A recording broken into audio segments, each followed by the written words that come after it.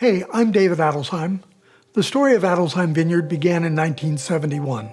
That was the year that Ginny and I decided to risk our life savings on a piece of property in Oregon's North Willamette Valley. Looking back now, we were one of just 10 families that made wine before 1980 from grapes planted on our properties in that region.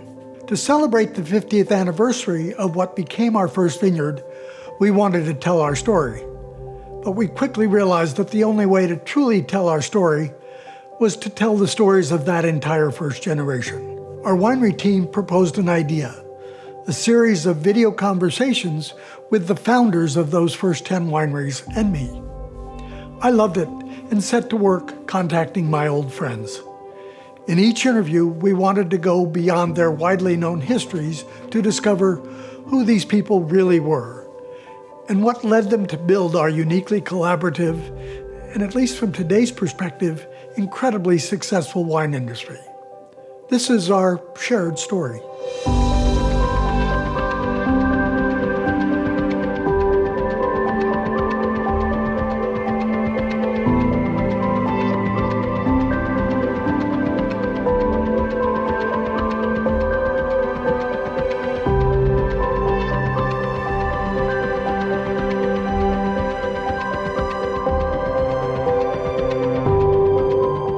Chuck and Shirley Coury came to Oregon around the same time as David Lett of the Eyrie Vineyards. Chuck and David had been at UC Davis during the 1962-63 school year and traveled together the next year in France.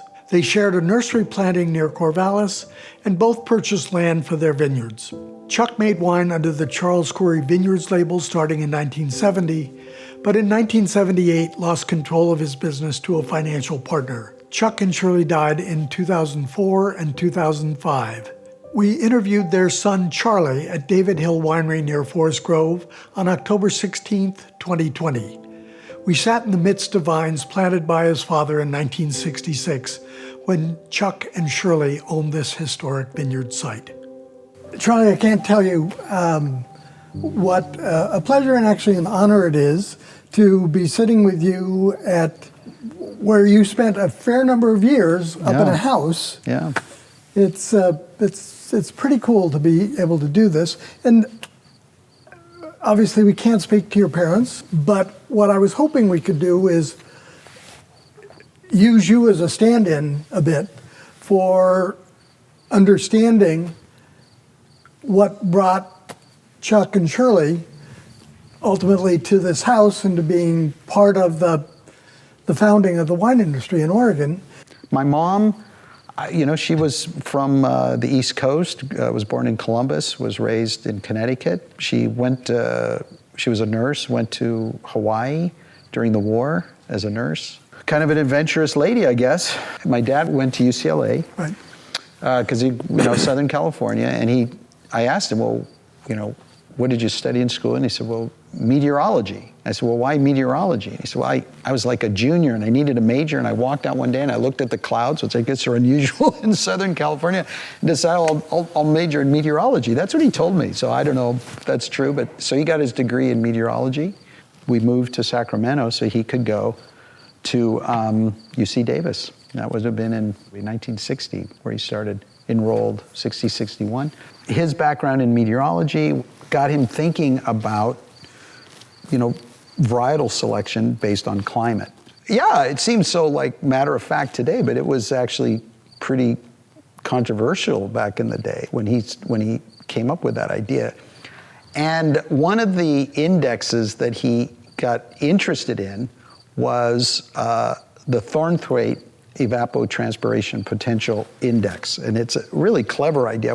I'm not a technical guy, but it basically mimics a leaf, the evaporation of a leaf, because that tells you all kinds of things about humidity, day length, temperature, moisture, dryness. It's a very and when that evaporation is taking place. That's right, exactly. And so by doing that, using this rather simple coefficient, you could compare climates from different areas. And so he got into that. He came up with this idea of the cold limit amelioration hypothesis. He never told me, but that was one of his thoughts or his idea is that, golly, when you start looking at the grape varieties, they all seem to ripen at the end of September, in October, no matter what wine region you're in. Unlike California, where they, Pinot Noir is going to ripen in August, and Cabernet in September, And so he started thinking about that sort of reality, and he was pretty versed in European wine, which even in the 50s was not that common. No. So all these things were working together to help him come to some of these conclusions. So he wanted to continue to study cool climate viticulture. So by then he was pretty convinced that ripening right up until was important, and that maybe because he was a contrarian and California was warm, so he was going to do something that California wasn't famous for. Right. He got a scholarship to go study with Pierre Huglin. He got what is called in French a stagiaire, which is like intern. An intern fellowship for a year in Colmar. And in '63, when you arrived, and it wasn't just Chuck who took this position, the whole family went. Yeah, the whole family went. I did not speak French, and so they stuck me in a French school. They came to Oregon, right? Yeah, well, Dave Lett came to visit us. Right. He spent a month with us. Dad and he traveled quite a bit to Burgundy. I know they were gone quite a bit that period. It was over the 4th of July because they got a little tipsy and did a parade down the village. And all the kids were following them celebrate the 4th of July. I think they were starting to talk about, where are we going to go? What are we going to do when we get back? Yeah, because in the fall of after we got back, we got back in August because I went back into school. My grandfather and my dad came up to Oregon to look for property in the fall of '64. Specifically for vineyard property. Yeah. So, and I think somewhere between Davis and doing a thesis focused on Napa Valley and a year in Alsace, they were coming to Oregon. Yes, and my dad told me, because I asked him, I'm like, why Oregon? He said, well, we were looking at the Thornthwaite maps.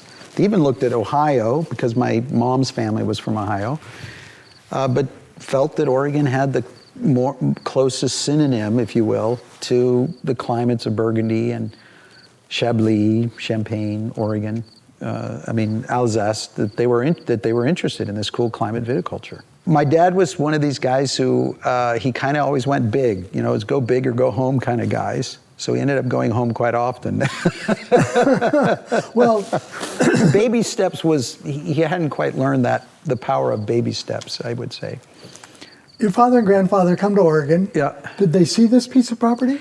I don't. That's a great question I've pondered. I don't know. I think they did. As I recall, I think they did find it and started the process of coming together with some money. And, they didn't have any money. Yeah, I was going to ask, coming together with money if you don't have it, what did they do? They borrowed from friends and family to try to scrape it together. Yeah, they were. I think my mom's dad gave him the money to get us home from France. They were poor students. I grew up with just so ingrained with climate is the key. Climate is the key. Do you want me to read the one section? No, I want the whole thing. Where did he say so this is your father's master's thesis. That's right. At Davis. At Davis. This was the confirmation that we weren't throwing our life away. Yeah. And that there was some level of science behind this idea of planting grapes in the Willamette Valley. None of us have ever actually read it, but but we did. We had Chuck's dramatic reading, if you will, of it, and in essence, David Lett's reflection on it, Bill Fuller's reflection on it. Your father was a difficult person for a lot of people. Yeah. Because he was a true believer. He didn't tolerate fools very easily. Yeah. And I don't mean that negatively. No. My dad was an arrogant person. He acknowledged that in his more vulnerable moments. I think often arrogance is an over compensation for deep insecurity. Yeah. You would have had to meet his father. I did. I met him at least once. My grandfather could. You think my dad could skewer? You see his father. So his was to get competitive. If you push him, he's going to come back hard. Or he and I had a few of those in our relationship, as you can imagine. But we were very close. I don't know why. We just really, I don't know. We always got along really well. But he had some friends who were really loyal, and he could also burn up relationships really bad. Yeah. Well, Charlie, before we go on, I'm getting thirsty. I don't know about you. Yes. Okay. This is a new bottling, I think, from David Hill, new label certainly, and this is the Riesling vines that your father planted. Yeah.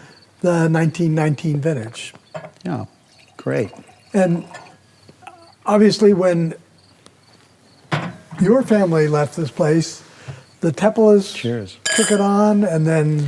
That's right. I think it became Reuter Hill. After the people who had it at the turn of the 19th century. Yes, that's right. Because this had originally been pre-Prohibition a vineyard. Yeah. I think that's part of the reason my dad and grandfather were interested in the property. If there's one thing that I remember Chuck for, it's for building the wine community. Yeah. I mean, ironically. Yes.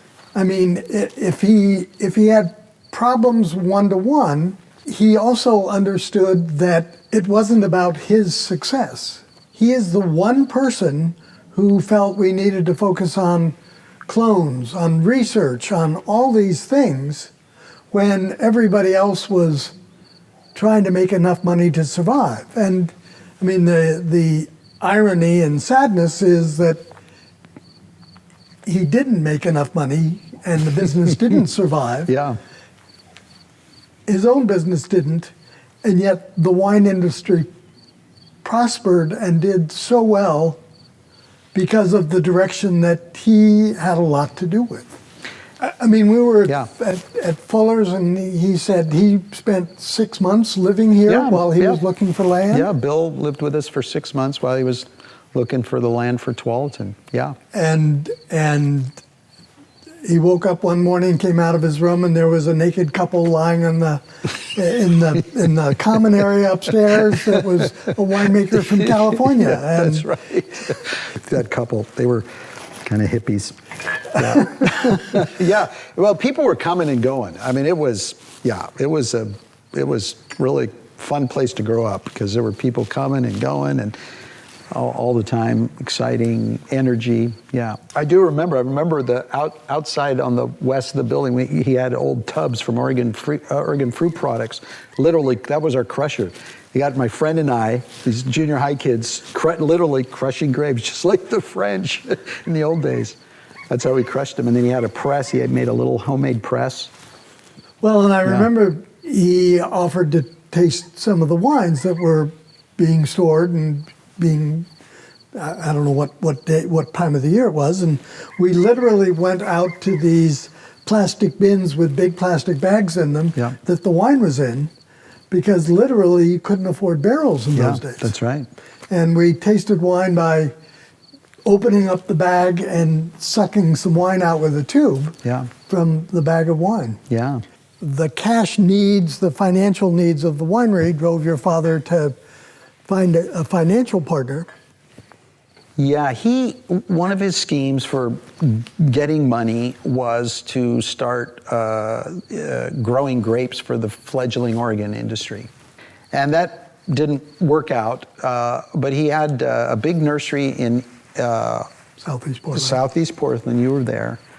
And then eventually they transferred it to here. And that was going to be their scheme. They had a big contract. In those days, you could, limited partnerships were a great tax haven. So some New Yorkers got together and wanted to invest in a limited partnership, plant a vineyard in near Salem. So he got the contract to plant it, grow the grapes, plant it and everything. There was a lot of grapes. to grow because he also had other orders, and he was a month behind. And hey, I'm in business, I work in New York. It's a tough crowd. They kind of fell out and they ended up suing my dad. And they won. They actually won. He bid that he has a breach of contract because he was late a month. And it cost them like all their money. So they didn't get their desire realized, their dream. It was painful, yeah. It was painful for him as a human being, yeah. Was he a broken man? I don't know if he was a broken man, but I think he just needed to get out of Oregon. I think it was too painful. All those dreams, you know. There's an old proverb, a Jewish proverb that goes, hope deferred makes the heart sick. Everybody that we've interviewed, of course, mentions your dad. I think because of this, what we talked about earlier, his vision of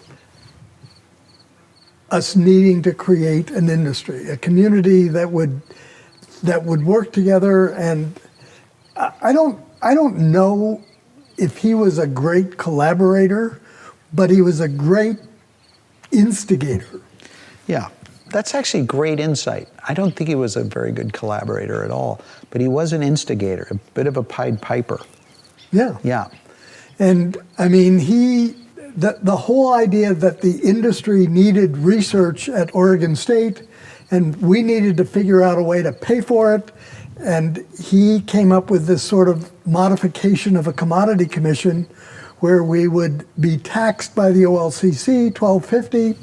And this was in 1977. I mean, this is crazy early. And we were all paying $12.50 a ton so that we would have a fund of money to send to Oregon State. That's sort of my dad. He wanted to help establish a legitimate industry that was not just also ran, but could stand on its own right up against California. Yeah, and I think it's that think big idea. Yeah. that he certainly Yes. wanted for us, couldn't achieve for himself. Yes. And frankly, in those days, none of us individually could have achieved because we were, if we had more money than Chuck, it was a penny or two. It was Right. not much. Yes. The initiative for collaboration really, I think, came from your father. It fell into receptive hands, if you will. Oh, absolutely. I mean, I think that you think about the remarkable people that were the foundation of the Oregon wine industry. I mean, you're just really sharp folks. Yeah, and coming out of a whole set of universes, so Yes. that they, yeah. Well, and this bottle was the first label, and this particular font or logo from Oregon came from Word Oregon. art, even. Yeah, came from Oregon Fruit Products. So my dad got a job with Oregon Fruit Products as a sales manager, and he got permission from Mark Gaylor, who was the owner of Oregon Fruit Products, to use the exact same logo on that. So that's how he did. So he used it, and that's how he came up. He just loved that Oregon label and decided he's going to put it. So Oregon, you can see it wasn't, I mean, yeah. Charles Coury's here, but it was Oregon. And his first label was Oregon. Right. You're now an observer to the wine industry. I am an observer, yes. You guys were surfers on this wave that was coming. I mean, wine was going to come, just like cigars and,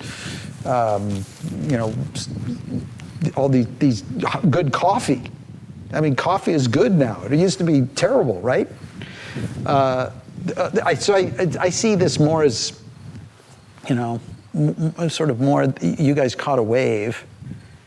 Did you create the wave? I don't know. For some reason, I don't see it that way. I see it more, my dad had the insight to see the wave, to catch the wave, just like beer. He caught that wave. He saw that he was, in his own way, a futurologist. He could see a wave and sort of, he just had a hard time staying on surfboard. You used that analogy with your dad before? No, I never. I just came up with that one. That's actually pretty good. I can't tell you what a pleasure it is to spend time with you. Well, because we don't all have the opportunity to think back to this period of the, in your case, the 60s and the early 70s for me, to understand what things were like at that point. Yeah. Well, David, thank you for inviting me. Yeah. It's always, it's been a journey of memory for me, actually. Cheers. Cheers. Congratulations to you. Well, yeah. And to us. Okay.